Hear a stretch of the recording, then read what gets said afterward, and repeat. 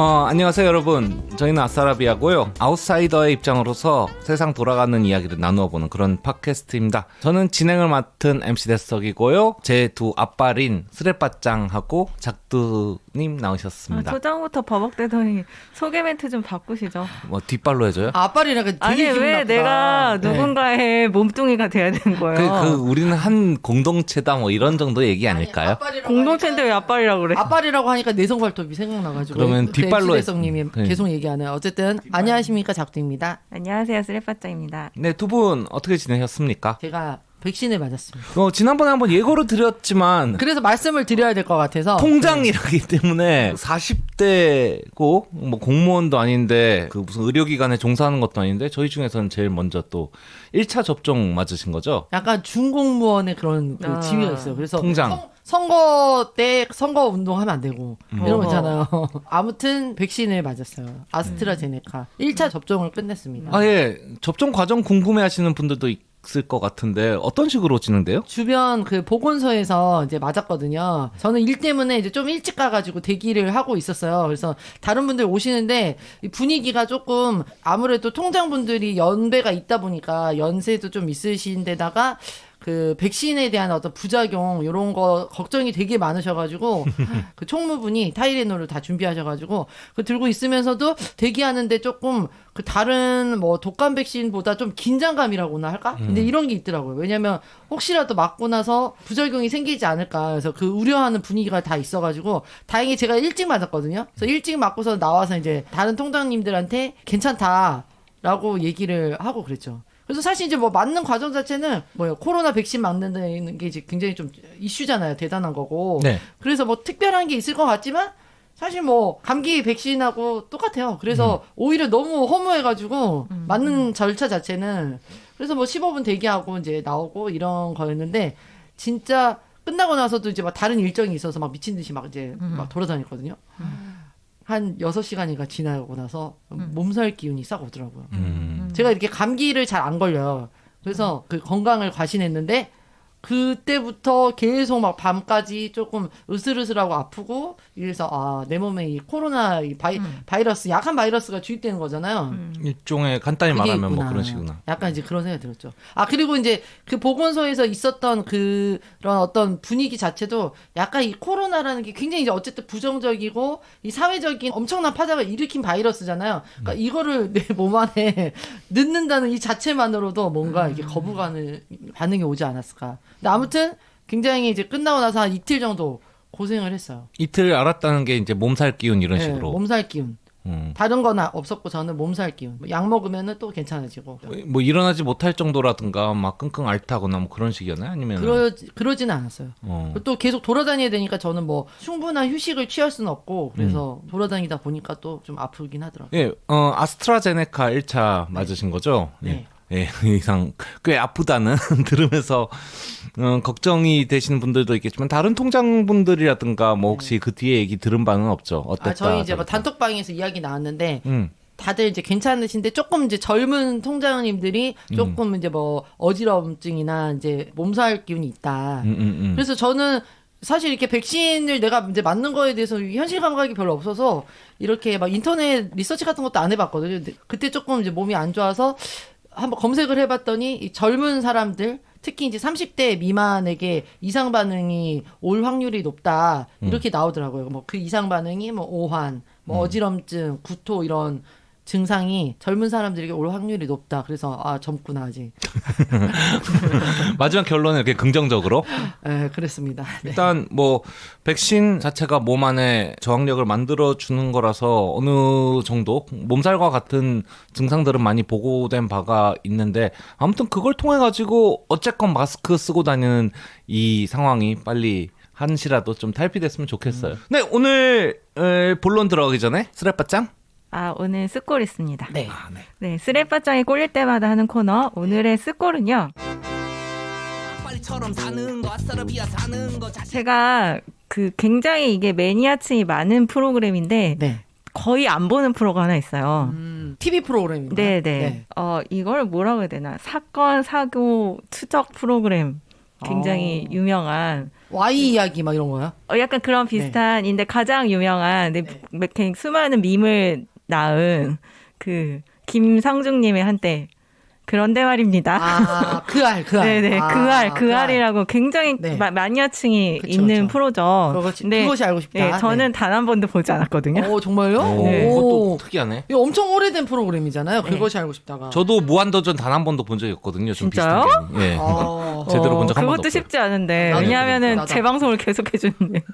네. 짤로는 아마 봤어요. 짤로. 바로 네. 돌리면 되지. 어쨌든 무슨 얘기냐면요. 그것이 알고 싶다 1260회 방송 내용입니다. 1260회요? 네, 1260회 네. 방송 내용입니다. 여러분, 작사가가 되려면 어떻게 해야 될 수 있는지 혹시 아시는 분 있어요? 이거 고스트라이터 얘기군요. 네, 보셨나요? 그런 거는 봤어요. 아니, 저는 못 봤어요. 일단 작사학원에 등록해가지고 네. 거기서 곡 주는 거에다가 쓰면은 그거를 이제 원장이 취합을 해가지고 이제 하나 완성된 작품을 만들어서 네네. 넘기고 거기서 나오는 돈을 이렇게 나누어 받는다 이런 구조로 네. 대충 네네. 알고 근데 있어요. 원래 맞아요. 그런 구조인데 예전부터 진짜 궁금했거든요. 작사가는 도대체 어떤 루트로 되는가? 작사가 좀 애매하잖아요. 그렇죠. 네, 작곡가는 자기가 작곡한 거 뭐 사운드 클라우드나 이런 데 올리면 되는데 작사가는 어떻게 해서 작사가로 데뷔를 하지? 되게 궁금했었는데 알고 봤더니 그것도 학원 시스템이어가지고 그 학원이 보통 두 가지를 할 수가 있대요. 첫 번째는 그냥 아카데미만 있는 경우랑 네.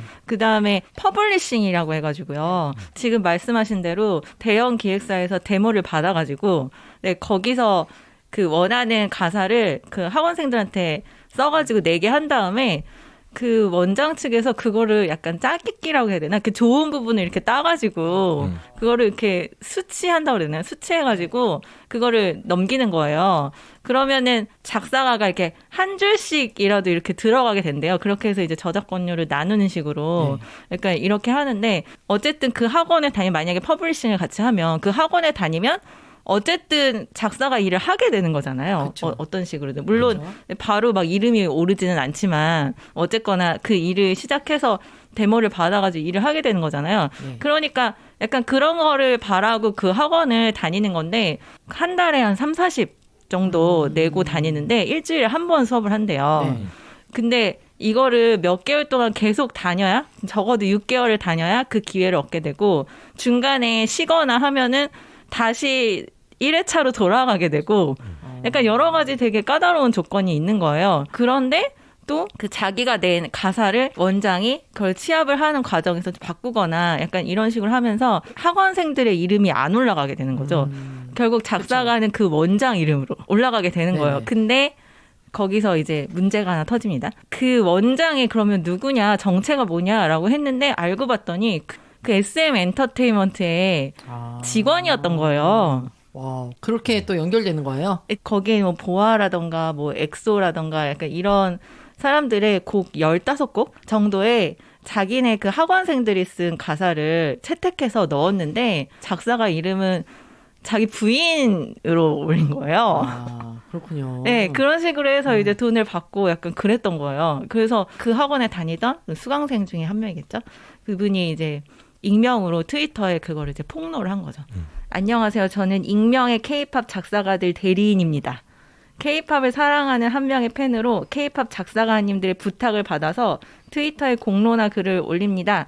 그러면서 사실적시 명예훼손 때문에 익명으로 쓰신대요. 지금의 이제 현실이 어떠냐 했더니 매달 3, 40만 원, 수업은 일주일에 한 번, 그리고 정식 작사가 되기 전까지는 학원비를 계속 내야만 데모를 받아서 작사에 참여를 할 수가 있다.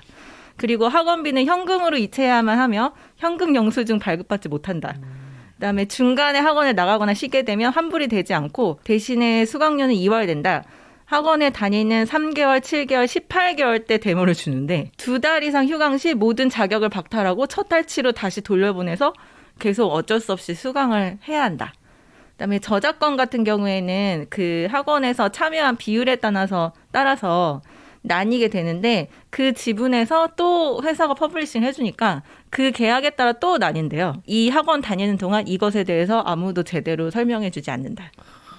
그다음에 그 음반 해외 복제권 같은 경우는 학원에서 다 가져간다. 그리고 작가 단독 작사의 경우에도 학원장이 n분의 1을 가져간다. 단독 작사가로 올라가는 대신에 학원의 저작권료를 뺏기거나 저작권료를 덜 뺏겨도 학원장이 대표 작사가로 이름을 올린다. 약간 이런 식의 폭로를 해가지고 그 아래서 취재가 들어가게 된 거죠. 아무튼 그 SM이 그거를 이제 알아내고 자체 징계를 내려가지고 뭐 아무튼 뭐 자르고 뭐 이렇게 했다고는 하거든요. 그래서 이 일이 있고 나서 저는 좀 생각을 해봤는데 사실 이 일이 비단 작사계에만 있는 게 아니라 약간 이를 그 하는 사람이 따로 있는데 이 이름을 대신 올리는 약간 이런 거 있잖아요. 그렇죠. 사실 이런 게 되게 많거든요. 그렇지 생각보다. 않을까? 드라마도 그럴 수 있고 사실 뭐 제가 출판사 다녔었잖아요. 네, 그쵸. 거의 막장 고스트라이팅. 거의 맞아. 막장 출판사였는데 맞아, 제가 기억나요. 말씀드렸죠. 기억나요. 맞아요. 거의 약간 교정 교열 직원이라고 뽑아놓고 교정 교육을 시키면서 사실상 거의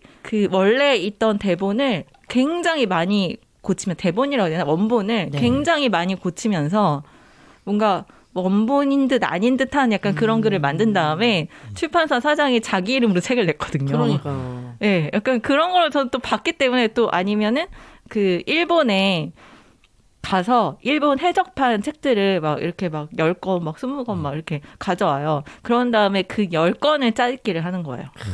번역을 한 다음에 그렇게 해서 또 새로운 책으로 내고 약간 이런 걸 저는 봤기 때문에 이런 일이 되게 어느 곳에나 있을 거다라는 생각이 딱 들면서 왜 이렇게 이런 애매한 직업들 있잖아요. 작사가, 그다음에 번역가, 뭐 그다음에 런온이라는 드라마 있었는데 거기서 여자 주인공 그 직업이 그 영화 번역가인 거예요. 그거 보면서 영화 번역가 어떻게 되는 거지? 약간 이런 약간 의문이 약간 드는 거. 이렇게 뭔가 루트가 이렇게 일반적이지 않고 어떻게 해야 될지 잘 모르겠는 그런 조금 창의적인 직업 같은 경우에는 이런 일이 되게 많을 거라는 생각이 저는 좀 들더라고요. 그러네요. 근데 마침 이 작사가 이 일이 터져가지고 제가 좀 가져와 봤습니다. 뭔가 비슷한 일이 많지 않을까 좀 생각할 만한. 말씀하신 대로 그 네. 루트가 공식적이지 않고 네, 되게 네, 사람들이 잘 모르고 네. 그러면서도 진짜 사람들이 어떤 창작에 기대야 되는 이런 네. 것들이 그런 이렇게 막 이렇게 갈취하고 이런 구조 속으로 이제 들어가는 거죠. 신기하다. 네. 아니 저는 그 작사학원이 그러면 일종의 이렇게 돈 내고 맞아요. 이러는 거 아니에요? 돈 내고 사실. 약간 그거 같아. 이렇게 뭐라 하지? 대포진 내고 대포진 내고서는 그 다음에 이렇게 할당 받는 약간 이런 식으로. 근데 학원이 아니에요. 이분들이 원하는 게 그런 저작권료나 약간 이런 거를 챙겨받는 것보다도 자기네 이름이 제대로 올라갔으면 좋겠다. 이거를 가장 원하고 있더라고요. 창작자로서. 예, 예. 네. 근데 이름이 거의 안 올라가니까 말씀대로 고스트라이터고 또 얼마 전에 그 이하늘 씨의 동생인 네네, 고 그쵸. 이연배 씨 같은 경우도 사실은 맞아요. 그 작사나 작곡에 굉장히 참여를 많이 했는데 이름을 올리지 못하고 그 다른 멤버의 이름으로 올렸다라고 본인이 폭로를 했는데 그 뒤로 그 뒤로 멤버들은 반응이 없지만 네. 근데 알고 보면 그런 일들이 굉장히 물밑에서 사실은 되게 많이 일어나고 이런 일들을 폭로했다는 것 자체만으로도 이 업계에서 계속 일할 수 없을 수도 있기 때문에 익명으로 얘기한다라고 이분이 그렇게 얘기를 하셨었거든요. 또 아름아름 또 인맥으로 또 이루어지는 또 구조이기 때문에 그죠? 네. 뭐 제가 아는 분도 지금 출판사에서 고스트라이팅을 하고 계신데요. 네. 이거는 유명인들, 유명 기업의 대표나 이런 사람들이 자서전을 내잖아. 그건 그럼 자기 이름으로 대필 아닌가요, 그러면? 아니, 뭐 대필이라고 할 수 있죠. 뭐 근데 어쨌건 이름이 안 올라가나요? 이름 안 올라가요. 그러니까. 아, 이름이 안 올라가. 그러니까 본인이 쓴 것으로 나온 거예요. 뭐 김대중이 뭐 예를 들어서 세상은 넓고 할 일은 많다 했으면 김대중 저 뭐 이런 식으로 돼 있잖아요. 그냥 그렇게 사실은 나가고 그쵸. 그 쓴 사람은 사라지는 그런 구조인데 그거는 뭐 알고 시작했다고 알고 시작하고 돈도 많이 받고 그런데 모르겠어요. 그 네. 기업 내에 있으니까 거기까지는 모르겠는데 네. 아무튼 이게 제가 그 작사가를 안 쓰고 제 노래를 전부 다 제가 쓰는 이런 이 이유기도. 얘기로 됐어요. 아니, 난 아직 한마디 하려고 했어, 진짜. 네네. 사실 이제 현대음악, 특히 대중음악은 기술적인 측면 뭐 그런 것들이 굉장히 많이 들어가기 때문에 뭐 의상 하나든지 간에 뮤직비디오든지 간에 작곡, 그리고 편곡에 이르기까지 많은 사람을 거쳐가지 않고 이제 개인의 능력에 의해서 좌지우지되는 시간은 끝났다. 거의 어떤 체계화돼 가지고 많은 사람들이 투입이 되고 많은 자본이 투입이 되고요. 작사가 문제입니다. 작사 같은 경우에는 예를 들어서 우리가 편곡 이름에 누구 이렇게 이름이 올라가 있으면은 그러려니 하지만 작사 이름에 이제 만약 앨범 크레딧에 누구 돼 있으면 이게 좀 환상이 깨지는 게 있어요. 이게 뭐냐 한 왜냐면은 명이어야 돼요? 그게 뭔가 기미나 이런 식으로 딱 어떤 아이덴티티를 가져야 되는 면이 있는 거야. 왜냐하면은 그냥 메시지니까. 메시지니까. 왜냐하면은 우리가 음향 같은 거는 기술적인 측면이 들어가기 때문에 만지고 이렇게 뭐 추가하고 더하고 이렇게 다듬고 하는 과정이 있다고 생각하는데 작사는 그게 아니라고 생각을 하거든요. 이거는 한 사람이 생각이 쭉 이렇게 들어간 어떤 결과물이어야 된다는 생각을 씁쓸하네. 가지게 되고 그럼 그 와중에서 지금 뭔가 자본은 투입되고 요거를 어떻게 빼돌려가지고 공장화시켜서 빨리빨리 뽑아내면서 이미 알려진 나의 이름을 박아넣는 이게 조금 정착을 해버린 게 아닌가. 눈먼 돈을 뭐 빨아먹으려는 그런 구조처럼 되는 근데 사실 면이 그 있어서. 케이팝 가사를 보면은 사실 내러티브가 좀 없잖아요. 그래서 이 맞아. 얘기를 듣고 나니까 이렇게 잘라서 한 줄씩 들어가니까 이게 이런 당연한 결과구나. 표현들만 모아. 빨간 맛 하나 들어가네요. 빨간 맛 하나 들어가고. 그러니까 누가 빨간 말 쓴 거지. 궁금해 허니. 이거 그럼 다른 사람 빨간 맛 따로, 궁금해 허니 따로. 약간 그러네. 이렇게 되는 아니 그러니까 거잖아요. 뭐 귀에 박히는 말만 있고 전체 흐름이 없는데 오히려 긍정적인 그런 게 아니라고 생각해요. 네, 아무튼 뭐 제가 가지고 오고 싶었던 거는 네. 약간 이런 일들이 우리 사회에 되게 많이 이렇게 만연해서 일어나고 있다. 네. 약간 그거를 알고 있는 게 좋겠다. 약간 이런 생각이 들어서 그러네요. 좀 가져와 봤습니다. 오늘의 숯골이었습니다. 오늘 저희가 다룰 주제는요. 최근 쓰이게 된 어떤 신조어 이대남 그리고 젠더 갈등으로 대변되는 사회의 변화 그리고 그것이 정말 어떤 만큼의 실체가 있는지 영향력을 끼치고 있는지 여기에 대해서 좀 얘기를 나눠볼까 합니다. 이대남 이대녀 소리가 언제 나오게 됐죠? 최근인 것 같아요. 굉장히 최근이죠. 네. 그리고 사실 선거 결과 그렇죠. 나오면서 그 이제 분석하는 과정에서 도드라졌어요. 네, 특히 이제 20대 남성의 72%에 가까운 그 사람들이 오세훈을 이제 찍었기 때문에 20대 여성과는 상반되는 이제 경향을 보이고 이제 여기에 대한 이제 분석들이 계속 진행되는 과정 중에 이제 이대남이라는 20대 남성이라는 유권자라고 그래야 되나요? 유권자에 대한 해석들이 이제 이대남까지 이대남이라는 신조어를 만들게 된 거죠. 뭐 예를 들어서 60대의 뭐 사람들이 어디에 표를 몰아주는 경향이 있다고 해도 우리가 6대남 이렇게 부르지는 않는데 이대남 이번에 뭐 이렇게 불리고 이대녀 나온 이유들은 이들이 돌아섰다는데 조금 초점이 있습니다. 뭐 그렇죠. 원래 20대면은 조금 진보적이다. 뭐 이런 식으로 봤었는데 어느 정도 바뀐 경향이 아니라 확 그냥 저쪽으로 쏠려 버리니까 이 현상 자체를 지금 조금 분석하는 와중이 되었고요.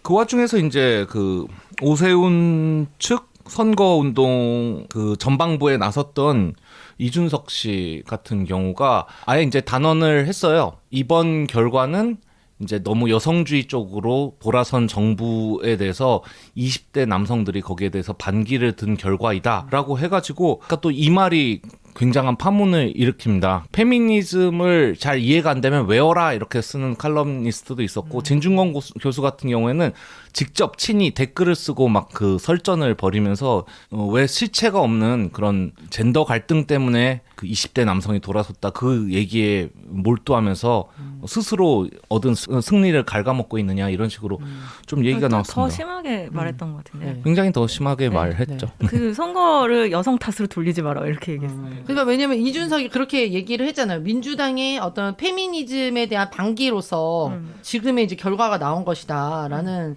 얘기를 했죠. 정확한 워딩을 좀 해주시면 좋을 네, 것 같아요. 잠시만요. 네. 네. 이준석이 선거 결과에 대해서 민주당이 여자 편을 들어서 졌다라는 취지의 분석을 내놓자 진중권 전 교수가 네. 정치 사회적 문제를 여자 탓으로 돌리지 마라라고 이런 워딩을 했어요. 그렇죠, 그렇죠. 네, 정치 네. 사회적 맞아요. 문제를 네, 네. 여 탓으로 돌리지 마라. 근데 이준석 전 의원이 20대 남성이 국민의힘을 찍은 건 피해의식과 결부됐기 때문이다라고 네네. 승리 원인을 분석을 했고 네. 민주당이 2030 남성의 표 결집력을 과소평가하고 여성주의 운동에만 올인했으니 이런 결과가 나온 것이라고 얘기를 하니까 이제 거기에 대고 그 진중경 전 교수가 질 나쁜 포퓰리즘이라고 하면서 맞아요, 그 맞아요. 얘기를 한 거죠. 거기까지가 이제 사건의 발달이었고요. 네. 사실 보면은 이준석 위원 같은 사람이 실질적으로 젊은 세대를 이번에 많이 내세웠습니다. 선거운동 도중에요. 그런 점은 좀 인정을 해줘야 되는 게 젊은 사람들이 이제 젊은 사람들뿐만 아니라 누구라도 단상에 와가지고 이제 자기가 하고 싶은 얘기 할 수 있게 뭐 이런 식으로 선거판을 벌였는데 조금은 혁신적인 시도였죠. 그래가지고 좀 거기서 한 얘기들이 조회수도 많이 얻고 그랬었어요. 그런 식으로 뭔가 자기들한테 이쪽으로 올린다고 하니까 이제 선거 당선되고 나서는 그때부터는 본격적으로 이 얘기들을 많이 하는데 제일 먼저 들었던 게 그 가산점 얘기. 군 가산점.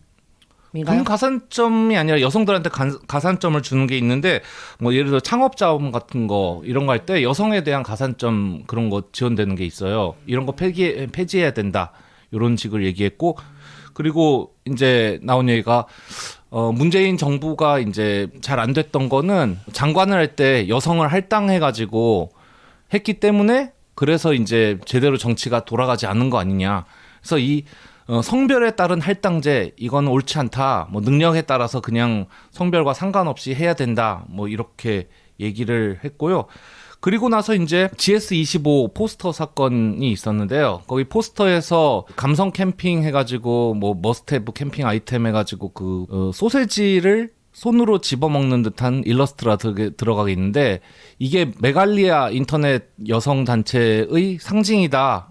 남성의 성기 크기를 비하하는 요만하다라는 식으로 비하하는 이거를 쓴 거다라는 것을 여과 없이 가져와가지고 네. 그거를 또 전파시키는데 앞장을 쓰면서 굉장히 많이 갈등이 일었습니다. 한 몇몇 가지 사안으로 지금 대표가 되는데요. 네. 그래서 조금 얘기를 해보고 싶어요. 진짜 이런 게 사실인지 근거가 있는 얘기인지 거기서 어디로 나가려고 하는 건지 좀 그런 식으로 좀 얘기를 해보고 싶습니다. 어디서부터 얘기를 하면 될까요? 뭐 어디서부터? 말투가 왜 그러죠? 아니 우선 할 얘기들이 굉장히 이제 많은데 많죠. 그러니까 여기서 뭐 어떤 지점부터 들어가야 되나요? 일단 우리가 제일 먼저 따져봐야 되는 거는 실제로 존재하느냐? 아니 실제로 네. 이제 젠더 갈등 때문에 이준석의 워딩을 빌리자면은 친여성주의 정책 때문에 20대 남성들이 돌아섰는가? 뭐 요거부터 얘기를 한번 해볼까요? 네, 이 자리에 이준석이 없어서 좀 그런데. 초청했어야 되는데, 그죠? 아니, 좀 물어보고 싶었거든요, 이준석한테. 네. 그 사람이 말하는 친여성주의 정책이라는 게 도대체 뭐냐? 나도 뭐지? 나는 그한테 좀 물어보고 싶거든요. 계속 친여성주의라고 하는데, 그게 뭐야? 라는 생각이 드는 거예요. 아니, 어느 당에 비하면 굉장히 친여성, 적일 수 있어요. 그러니까 이전에 정권에 비하면 그래서 그런 건가? 그게 수치적이나 아니면은 실체적으로 친여성주의 정책이라는 게 있는 거야라는 생각이 저는 조금 들어요. 아니 여성 할당제가 전혀 없었어요 그러면? 아니 그러니까 그것도 아니고. 네.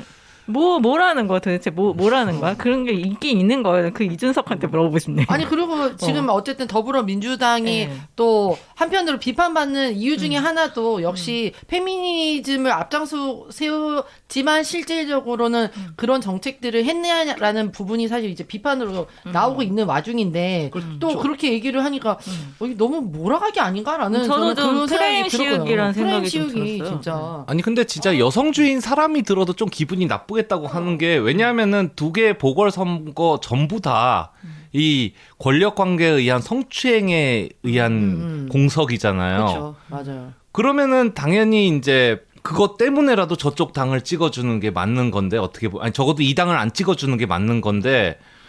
그런데 이게 여성주의를 이게 페미니즘 정당이다라고 얘기를 해버리는 자체가 너무 웃긴 거지. 그거 기분이 나쁠 것 같은데. 그 사람의 그 발언은 그냥 20대 남자애들 야 난 네 편이야.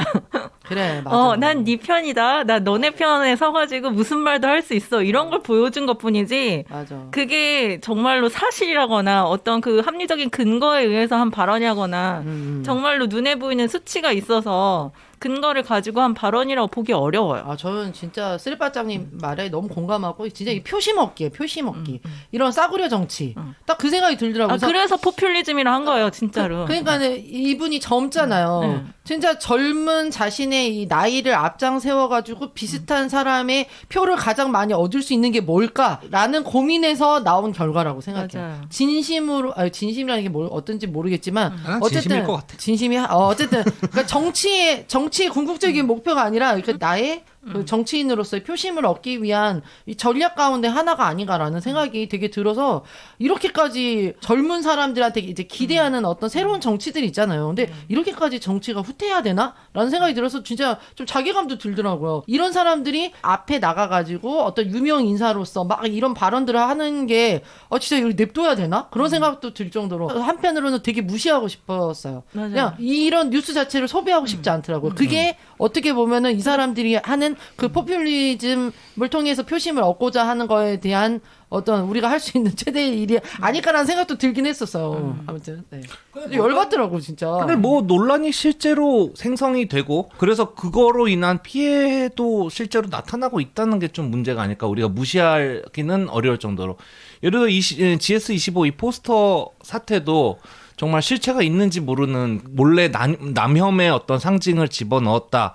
라는 것 때문에 몇 번이고 디자인을 바꾸다가 결국은 또 사과를 했고 이제 뭐 그 사과까지 갔군요. 사과까지 했어요. 뭐 이런 사회적으로 민감한 이슈가 있음을 뭐 그 인지하지 못했으며 뭐 그런 식으로 하고 했고 또 그 디자인을 했던 본인도 거기서 인터뷰를 하면서 실제로 원래 있던 소스들을 이렇게 활용하고 내부적인 회의를 거쳐가지고 이렇게 한 것이고 뭐 그런 식으로 다 얘기를 헤드라인에서 또 이렇게 뽑았더라고요. 그 디자이너 하신 분이 나 남편도 있고 아이도 있다.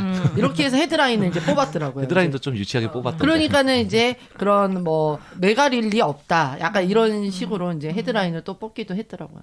그렇게 하더니 이번에는 그 연반인이라고 불리는 제재 씨가 레드카펫에서 기자들이 사진을 찍는 동안 초콜릿을 이렇게 집어가지고 먹었는데 이게 그게 또 그 손 모양이다. 이번 사태의 결과해가지고 이렇게 하는 거더라고 또 논란이 나가지고 제재 측에서도 이번에 해명 영상을 또 찍었어요. 해명 영상이라는 게 찍었어요? 아니 그러니까 다행이라고 해야 되나? 일거수일투족이 이미 촬영이 되고 있었기 때문에 스타일리스트가 이거 이렇게 뒤에 간식 주머니하고 닮았으니까 간식 넣어가지고 꺼내 드시면 돼요 해가지고 제재가 그러면 내 이미지하고 맞겠다 해가지고 거기다 이제 초콜릿 넣어가지고 꺼내 먹었다라고. 재간하다. 그럼 이거는 이제 이 사회적 비용이라는 게 끊임없는 논쟁을 만들어내고 거기에 대해서 사회적 비용을 지불하고 해명을 하고 어떤 사람이 뭐 사과문을 내고 또 그거면 그거 아니냐 뭐 이렇게 떠들썩하다는 게 우리가 무시할 수 있는 것인가 하는 그런 생각이 좀 들어가지고요. 아니 저는 그 GS 그 포스터 보고서는 이렇게도 연결할 수 있구나. 라는 생각이 되게 깜짝 놀랐어요. 무슨 암호 찾기처럼 그 앞 글자에 이제 뭐 메갈이 들어간다. 그거를 뒤에서부터 거꾸로 올려가지고 왼쪽으로 꺾어야 돼. 그래야 그러니까 그럴듯해. 이거 진짜 음모론을 그 좋아하는 사람들의 어떤 진짜 그럴듯해. 그러고서는 이제 또 이제 제재 논란이 있는 거 보면서 진짜 누가 그런 표현을 썼더라고요. 숨은 페미 찾기 작전? 약간 예전에 그 일베가 곳곳에 이제 상징을 이제 남겨놓고. 근데 걔네들은 진짜였잖아요. 그러니까 거기서 이제 왔던 문화를 그대로 받아가지고 이제 미러링인가? 이럴 것이다 해서 이제 숨은 페미를 찾는 건데 숨은 페미 찾아서 뭐 하려고?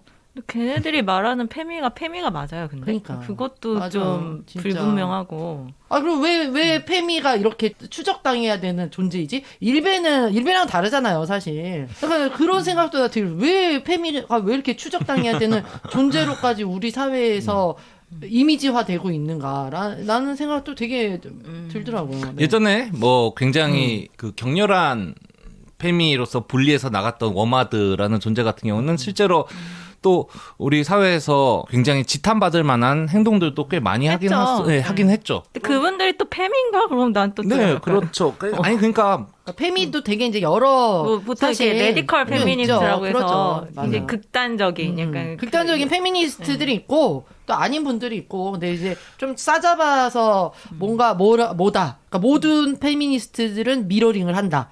약간 이렇게 좀 하는 경우들이 있죠. 아무튼 거기서 이제 이대남이 또 나오는 건가요? 아니 이거 그러니까 네, 어떻게 연결해야 돼요? 네. 야 이거 페미의 비밀 상징 아니냐? 나는 사실 이거 솔직히 얘기하자면은 손가락 이렇게 해가지고 작다고 놀리는 거에 발끈하시는 분들은 이거 성기 크기밖에 자랑이 없나? 사실 이 생각도 들긴 들어요. 뭐 발끈할 수 있죠.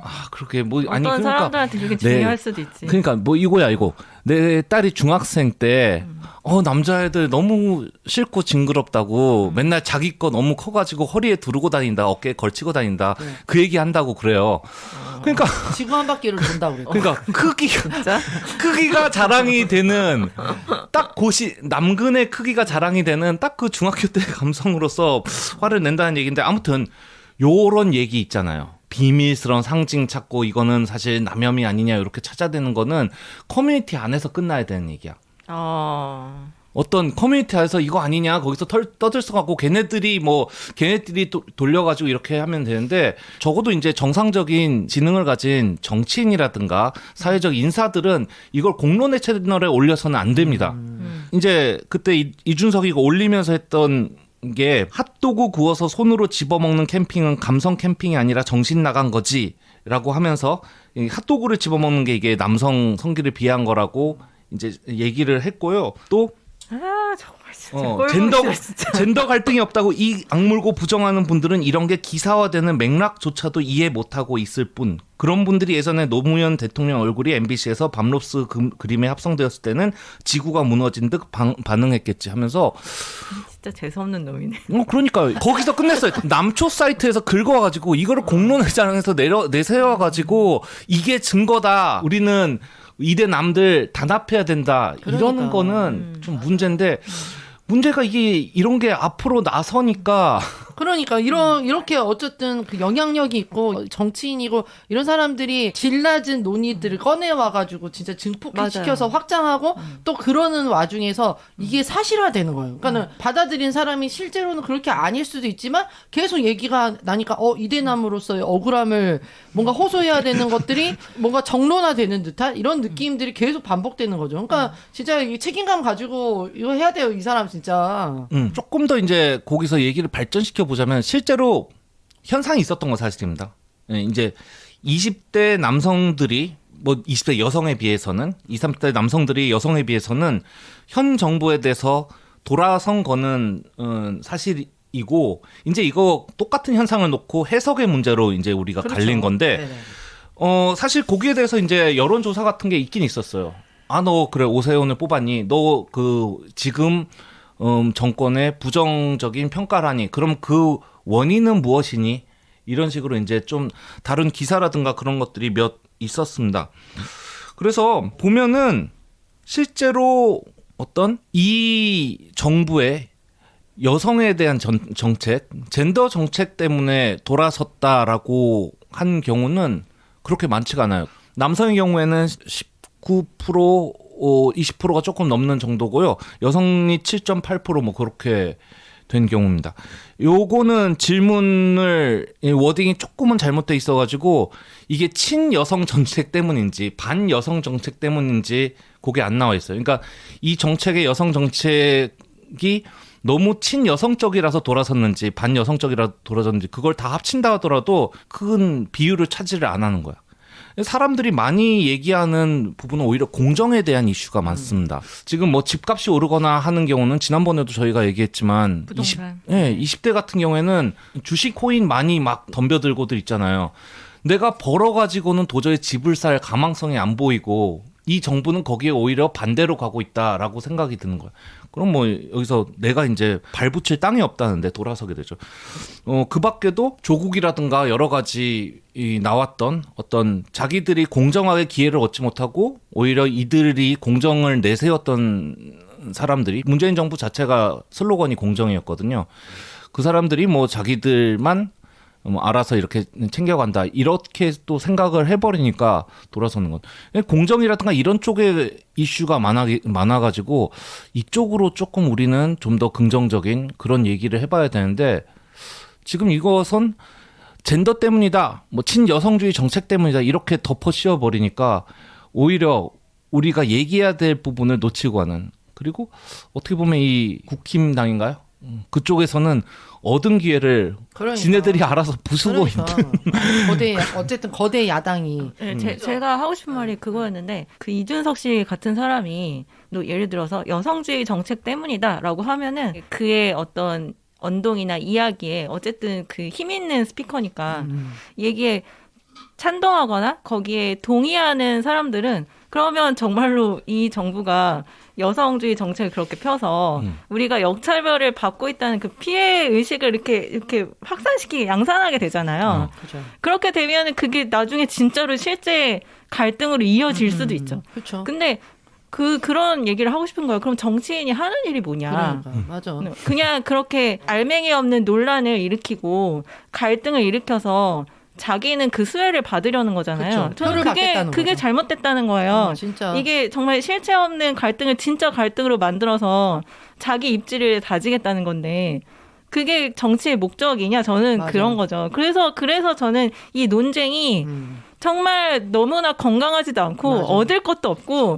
뭐 손가락을 해가지고 이게 뭐 메가리네 아니네 뭐 진짜로 뭐 여성주의 정책을 너무 피네 안 피네 맞아요. 우리가 역차별을 받고 있네 아니네 또 뭐 할당제를 없애야 되네 아니네 하는 약간 이런 논쟁들이 너무 건강하지 않다는 거야. 아무 도움이 안 되는 논쟁이라는 거야. 그냥 마음만 상하지 서로를 혐오하게 만들고 상처받는 사람들만 예, 있는 거죠. 대결하게 만들고 약간 이렇게 만들 뿐이지 아무런 해결책도 못 준다는 거예요. 이런 논란들이.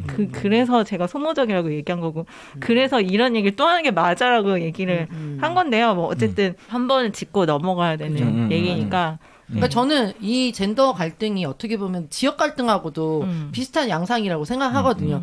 물론 그 지역 갈등이 가장 깊은 곳에서는 어떤 이 정치인들이 그러니까 한쪽을 너무 뭐 이렇게 뭐 발전시키거나 막 이런 것들이 있었기 때문에 그런 것들이 나올 수도 있지만 사실 이 지역 갈등이 증폭되는 과정에서는 굉장히 이 지역을 베이스로 한 정치인들의 표시 먹기가 있었잖아요. 정치적인 목적이 굉장히 컸죠. 그것처럼 저 젠더도 마찬가지인 것 같아요. 그래서 지금 사실 올해 나온 이런 것들이 새삼스러운 거 아니잖아요. 2019년도인가요? 2019년도에 한참 또 이 젠더 갈등 나오면서 또 이제 민주당 측에서도 그 20대 남성들이 우리에게 주는 표가 떨어졌다. 그래서 20대 남성들을 위한 뭐 공청회 막 이런 것도 막 열고 그랬거든요. 그렇죠. 뭐 이야기를 들어보겠다 하고 뭐. 그러면서 막 20대 젠더 갈등들이 막 이렇게 그때 한참 이슈로 쏟아지고 한참 잠잠했다가 이번 이제 보궐선거로 해가지고 이제 이 현상의 결국 원인은 젠더다. 너무 그러니까 쉽게 한 거죠. 이 세상에 복잡하게 풀어야 될 문제가 굉장히 많은데 그냥 간단하게 풀고 싶은 거야. 그리고 갈등해서 표시 먹기도 쉽고 하니까 이런 와중에 이제 젠더 갈등을 증폭시키는 거잖아요. 그러니까 어떤 면에서 되게 이제 정치인들이 가지고 오는 이슈인 것도 있는 것 같아요. 그래서 이런 데는 우리가 놀아놔야 되나. 약간 이런 좀 억울함과 분함이 있고 왜 20대 이대남이라는 이게 프레임으로 20대 전체 남성을 하나로 통쳐버리는 거에 대해서도 내가 남성이라면 열받을 것 같아. 나는 이런 이대남이 아닌데 왜 이대남이라는 거로 나를 이렇게 통쳐? 약간 이런 거 있잖아요. 그래서 예전에 2019년도에서도 이런 젠더 갈등이 한참 있을 때 막 시사인에서도 막 뉴스 나오고 이랬거든요. 그때도 막 특집으로 막 나왔었어요. 진짜 이게 실체가 있는 것인가 할 때도 사실 전체 남성 특히 20대 남성의 25% 정도가 약간 그런 반여성주의적인 생각을 가질 수 있다. 나머지 75%가 있잖아요. 그렇죠. 근데 이 25% 안에서도 더 이렇게 뭐라죠? 극렬하게 이렇게 반페미적인 이런 사람들에게 초점을 맞춰서 언론과 이 미디어들이 이렇게 증폭시키는 거에 대해서 얘기가 나왔거든요. 그래서 사실 이런 현상들이 완전히 만연한 것이 아닌데 뽑아서 증폭시키기 너무 좋은 거죠. 그러니까 하는 면들이 있다. 그리고 실제로 이런 이제 또 반대편으로 반페미니스트의 공격이 되는 이런 그 여초 사이트들의 영향력이 실제로 우리가 인식하는 것만큼 그렇게 영향력이 있지 않다라는 연구들도 막 나오고 있거든요. 근데 왜 이렇게 마치 양분화돼서 엄청나게 갈등이 똑같은 균형대에 올라가지고 막 싸우고 있는 것처럼 이렇게 얘기를 하느냐. 이제 언론과 미디어도 좀 반성해야 될 부분이 있다라는 게 사실 2019년도에 나왔던 얘기거든요. 근데 또 보궐선거가 나오면서 또 이걸 가지고 와가지고 어쨌든 정치적인 이득이 있는 거예요. 이득이. 맞아요. 이렇게 얘기를 했을 때 오히려 말씀하신 대로 공정이라는 잣대는 지금 남녀 모두가 다 공유하고 있는 거이기도 하고 이게 또 이제 맞느냐 뭐 틀리냐 뭐 이건 또 다른 얘기긴 하지만 함께 이제 얘기하는 이슈들이 있고 사실 이대남이 반여성주의적이기 때문에 국민의 힘을 뽑았냐 이렇게 판단하는 것 자체가 되게 무리하고 단순하고 치졸하고 무례하고 또 뭐 있어요 또 그런 형용사를 다 싸구려 갖고 이런 개새끼들이야. 이런 프레임 지키라고 생각해요. 아니 뭔가 이제 그러니까 우리가 당을 떠나가지고 보수 진보를 떠나가지고 젊은 정치인에 대해서 기대하는 어떤 것들이 있잖아요. 근데 원래 저는 이준석이 원래 그런 애인지 알아가지고 걔한테 아무 기대도 없었지만 한혜주 씨 너무 짜증나잖아요. 지금 국민의당 지지율 대표 지지율 1위라고 해요. 어쨌건. 이준석이요? 네. 지금 올라가고 있어요. 지금 이런 발언을 할수록 정치적인 짜증나. 인기도 올라가고 있는 거죠. 절대 국회의원 못 될 것 같은데. 그러니까 제가 보는 게 그런 거죠. 그 당내에서 지지도 1위는 민주당의 김용민 의원이 된 적도 있고 뭐 그런데 이게 우물안 개구리라는 거지. 그러니까 우물 안에서 지금 햇볕이라는 건 없어. 햇볕이라는 건 거짓말이야. 라고 아무리 외쳐봤자 실제 표를 이제 주고받아야 되는 이제 밖으로 나오게 되면은 바로 미천 드러나게 되네. 왜 그러나 좀 그렇게 생각은 드는데요. 그렇지만 어쨌건 이분도 똑똑한 분이고 말은 잘하는 분이잖아요. 그래서 우리가 짚어볼 만한 부분은 있다고 봅니다. 요게 요렇게 얘기를 하더라고요. 20대 남자는 71.5%, 20대 여자는 40.9%. 이 원인이 젠더 갈등이 아니라고 한다면은 도대체 뭐가 원인이냐라고 이 사람이 질문을 했어요.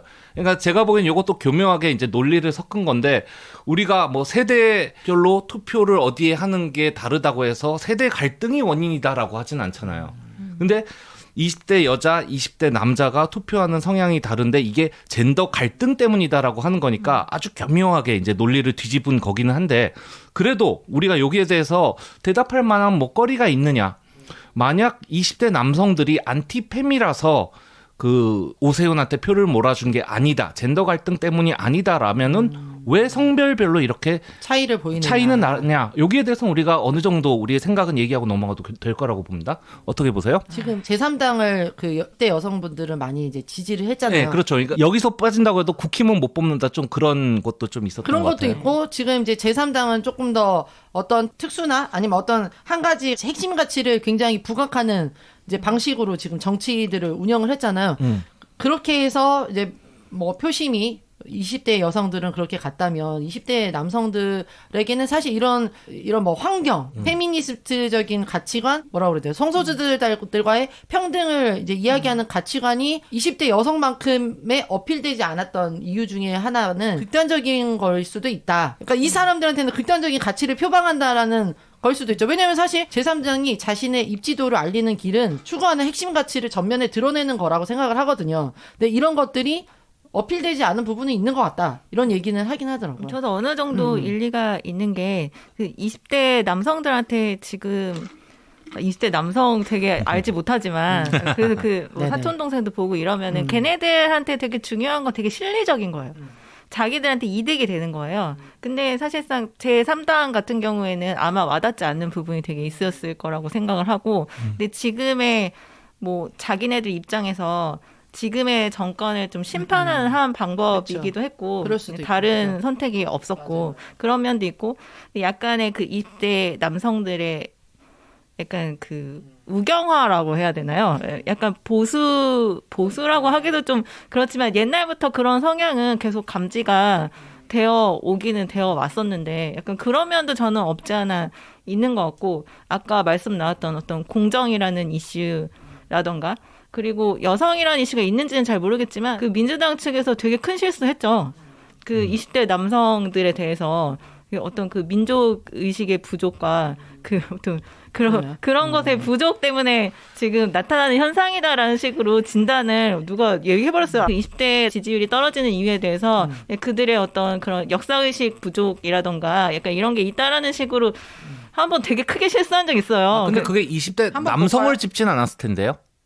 어떤 성별을 짚진 않았을 테니까 뭔가 뭐 인국공 사태 때도 그랬고 어떤 사태들이 일어나서 얘네들이 이렇게 확 일어났을 때 약간 그 50대, 40대 꼰대들이 야 니네가 너무 뭘 몰라서 그래 라던가 니네는 왜 이렇게 이기적이야 라던가 이런 탓하는 듯한 그런 어조가 민주당 안에서 저는 조금 있었다고 봐요. 네네. 그러니까 20대 남성뿐만 아니라 여성도 되게 우경화되고 있다라고 봐요. 저는 그 20대. 전 세계적으로 20대들이 그쵸. 약간 그 오른쪽으로 좀 치우쳐 가고 있는 성향이 있다고 보는데 남자만? 왜? 남자만이 아니라 전 세계 20대들이 어쨌거나 제가 하고 싶은 말은 그 전에 이제 민주당이 똥볼을 차기도 했고 그게 한 번이 아니라 지금까지 어떤 경향으로 약간 오기도 해서 그 20대 남성들이 민주당에 가지는 반감이 컸던 게 사실인데 그게 진짜로 딱 여성주의 정치를 펴서 그러냐는 저는 그거는 좀 아닌 것 같아요. 아 그러니까 이게 이른바 이렇게 이름 붙여도 좋습니다. 이준석의 프레임 게임이라는 건데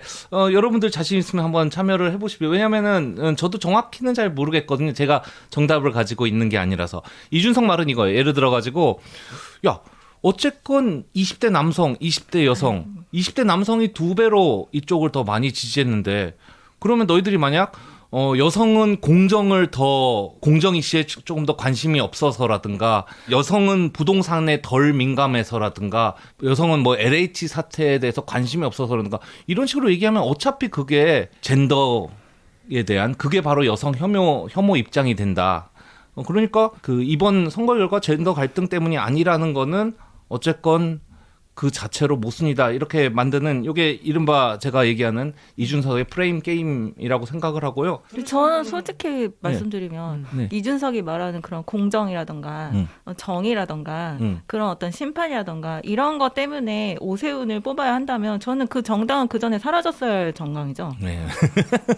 그런 의미에서 그러면 그쵸, 20대 그쵸. 여자는 맞아요. 그 공정과 정의라든가 약간 그런 것에 더 엄격했기 때문에 국힘당을 안 뽑았을 수도 있잖아요. 아니 그러니까 그걸 또 이준석이 성별을 나눴으니까 우리도 성별에 대한 유의미한 차이가 이번에 있었죠. 어쨌건 그래서 성별에 따라서 남자는 이렇고 여자는 이래서라고 하면 그 자체가 이제 자기 말에 찬성하는 거다라는 이게 일종의 프레임 게임인데 조금 재미있는 부분인 것 같습니다. 저는 여기에 대해서 너무 깊게 들어가고 싶지는 않기 때문에 그래요? 이 정도에서 저는 그냥 한마디만 할게요. 네. 아니 그 여성분들도 저기 민주당 표 많이 찍었잖아요. 40몇 %를 찍었잖아요.